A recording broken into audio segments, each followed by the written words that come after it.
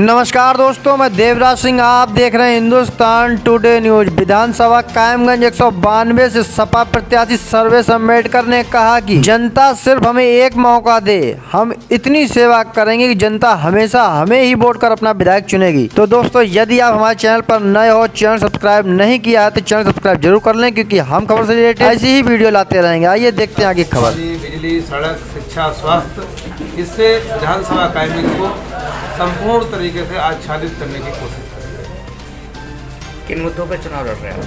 मुद्दा हमारा विकास का, शिक्षा, स्वास्थ्य, बेरोजगारी, महंगाई, यही मुख्य जरूरत आम जनता की है।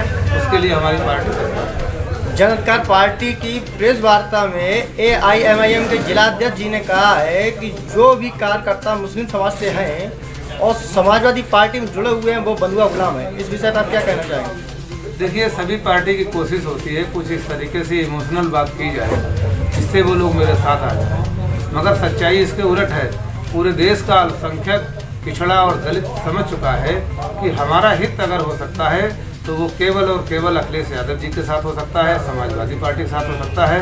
इसलिए ये वोट कटवे लोग, छुट भइये लोग, ये तरह तरह का अपना एक अपने को चर्चा में लाने के लिए इस तरह की बचकाना बातें करते हैं। इनका जनता पर कोई इफेक्ट नहीं। उन्होंने यह भी कहा है कि मुस्लिम समाज के जो भी लोग उसमें जुड़े हुए हैं उनको लगाम के अनुसार ही रखा जाता है, जितना बताया था उतना ही बोलते हैं वो। मुस्लिम समाज जानता है कि भारतीय जनता पार्टी ने लोगों को इतना मजबूर कर दिया है कि वो अपने जाति नाम के साथ में सरनेम बताना भूल जाते हैं। इतना भयभीत है लोग, भय में भूल जाते हैं। तो जो भारत का संविधान अभिव्यक्ति की आज़ादी देता है, इस देश में जितना अधिकार हिंदू समाज का है, जितना बौद्धों का है, उतना ही मुसलमानों का है। कहीं किसी का कम ज़्यादा नहीं है। आज़ादी की लड़ाई में सभी ने कुर्बानियाँ दी हैं, सभी ने लड़ाई लड़ी है। इसलिए बीजेपी ने जो नरेशन तैयार किया है पूरे भारत में कि जाति विशेष के लोगों को टारगेट किया जाए, अभी आप देखते हैं बहुत सारी घटनाएँ हुई हैं और हो भी रही हैं। तो इसलिए सारे के सारे लोग बीजेपी की और या उनके सहयोगी दलों की भाषा को समझते हैं और वोट कटवा टाइप के लोगों पर कोई। भारतीय जनता पार्टी ने पूरे देश को अपंग कर रखा है। और अभी एक बहुत ही सीनियर सुप्रीम कोर्ट के जज ने एक बयान दिया है कि जो कोरोना के बहाने शिक्षा को समाप्त कर दिया गया है 3 बरस से, इससे जो आगे आने वाली पीढ़ी होगी वो मंद बुद्धि की पीढ़ी होगी। ये बहुत ही चिंताजनक बात है। एजुकेशन समाप्त कर दी है, बीजेपी रैलियां कर रही है बड़ी बड़ी। हम लोग नहीं कर सकते हैं, विपक्ष नहीं कर सकता है, सत्ता पक्ष कुछ भी कर सकता है। हमारे लिए कानून उनके लिए नहीं है। और दूसरा ये कि जो ये अनाज देते हैं, राशन की बात करते हैं, तो किसी ने कहा है कि सियासत इस कदर आवाम पर एहसान करती है, पहले आंखें छीन लेती है और फिर चश्मे दान करती है। ये इन्होंने पहले तो रोजगार छीन लिया, लोगों का पैसा था, पैसा निकाल लिया नोटबंदी करके, रोजगार छीन लिया, महंगाई बढ़ा दी, एजुकेशन सिस्टम ध्वस्त कर दिया और स्वास्थ्य सेवाएं ध्वस्त कर दी। अभी आपने कोरोना काल में देखा है कि ये ऑक्सीजन नहीं दे पाए, दवाई नहीं दे पाए, डॉक्टरों ने हाथ खड़े कर दिए और प्राइवेटाइजेशन पे लगे हुए हैं। इन्होंने कर भी दिया है, लेकिन वो प्राइवेट हॉस्पिटल में ताले पड़ गए थे।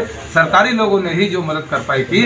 और बड़ी उपलब्धि ये रही है कि समाजवादी पार्टी की सरकार दौरान जो समाजवादी एम्बुलेंस चलाई थी, अभी एक सर्वे हुआ है, उस सर्वे में 13 करोड़ लोगों को समाजवादी एम्बुलेंस ने संक्रमित लोगों को हॉस्पिटल तक, सरकारी हॉस्पिटल तक पहुंचाया, जिससे उनकी जान बची। ये बहुत बड़ी उपलब्धि है माननीय अखिलेश यादव जी।